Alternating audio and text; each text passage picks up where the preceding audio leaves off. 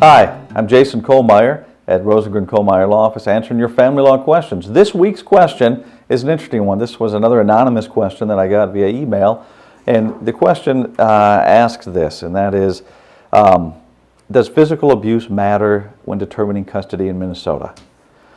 The short answer to that is yes, physical abuse does matter. There are 13 plus 1 factors. The plus 1 factor to determine custody of a child is, did physical abuse occur? And if it did, what is the effects of the physical abuse on the children, the abuser's actions? However, that's the determination of physical abuse is really the big question.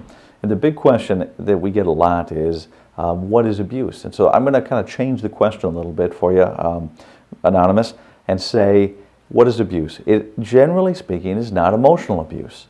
It doesn't exist in Minnesota under the statute. Now, does that mean if your husband or wife is a complete jerk, if they control you, if they do this, does it matter? Well, it matters, sure, but it doesn't necessarily control. What happens a lot is I get a call from people saying, I've been emotionally abused.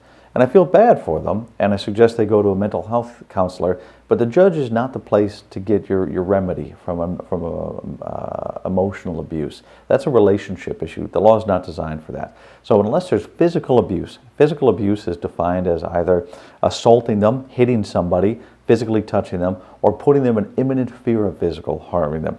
For example, a husband says, I'm gonna kill you. Well, that could be considered physical abuse and generally would be. So those are the kinds of things that the court's going to take a look at. Do they matter? Absolutely. However, the question on emotional abuse, it isn't addressed under the law right now as we sit here in 2014. So there we go. Thanks. I'm Jason Kohlmeyer. Thanks for tuning in.